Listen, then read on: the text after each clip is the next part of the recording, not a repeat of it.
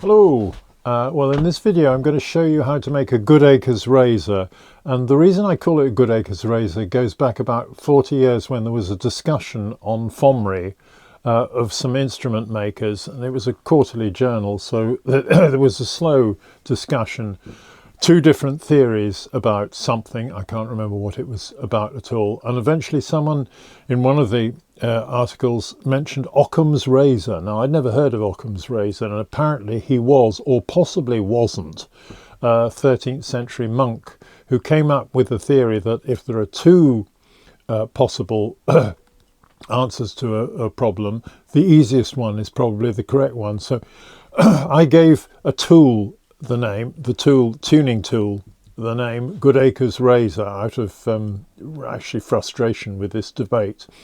The thing about tuning a chanter is I've explained how you have to undercut some of the holes to just raise the pitch and slightly, and it's not an easy job to do on a chanter. I mean, it's fine for a recorder where there's plenty of room, it's a big bore, but on a chanter with only a 3/16 of an inch bore, it's not an easy thing to do.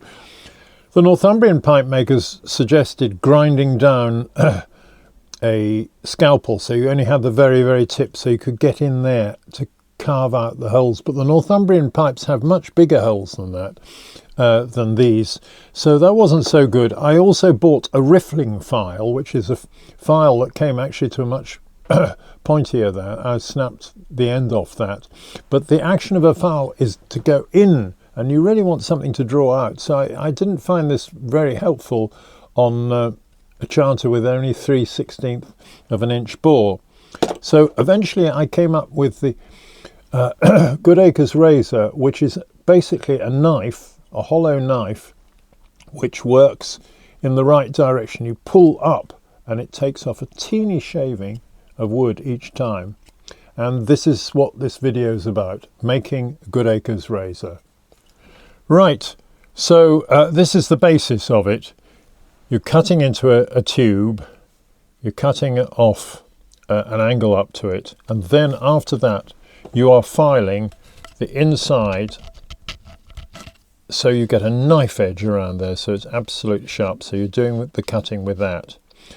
And at a later stage, well, having made that cut, you're going to want to cut quite a lot of the back off, the heel there, that has to be cut off. So the worry always is not to leave too much that it gets in the way at the back of the bore, but not to take too much off so it snaps there, and that's always the tension, and you have to deal with that when you're making one. Now, what do we make them of? I cottoned on to roll pins, which is the engineer's equivalent of a nail.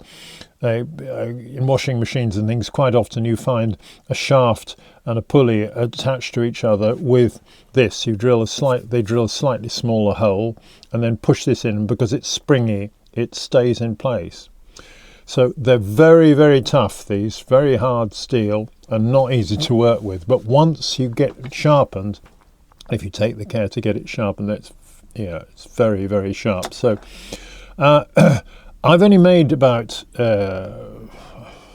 these three, and maybe a couple for Callum Armstrong as well, so I haven't made many of these, so you're going to have to experiment and find your own ways, but you're creative, you'll manage it.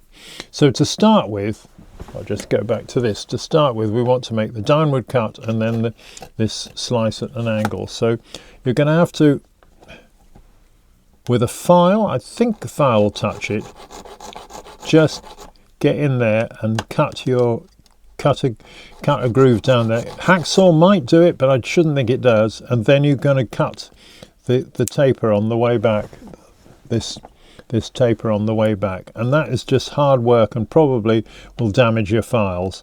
If you can find another way of doing it, good. I found after that, recently when I made them, before I was sharpening with a round file, which was really quite difficult, but recently the ones I made for Callum, I started using these tools. These are diamond coated tools that I use in a Dremel, so I stick the Dremel in. So you have to get inside with something like that, and you're filing a lot of steel off the inside, but you've got to get that sharp edge. And once you've got that sharp edge, I use with this, and I use a bit of emery paper.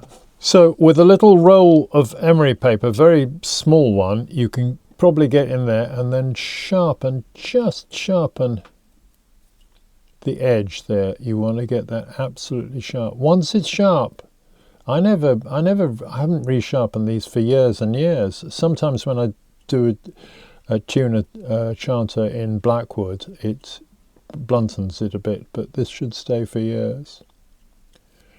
And so you can see then after doing that, you can file off the back, the heel there, but always leaving just amount of material, not too much because it'll be clumsy, it won't go in far enough, but not too little, otherwise the end will snap off, which has never happened to me. So that's Goodacre's razor, and I've shared the idea with various people and written an article for Fomri about it, and had 1 or 2 feedbacks from people who found it really helpful. It's that cutting motion upwards that it does, and this is sharp, so you know, if you catch yourself on it, you could actually cut yourself. So that's the kind of sharpness you want to get. So good luck with your tuning and your Goodacre's razor.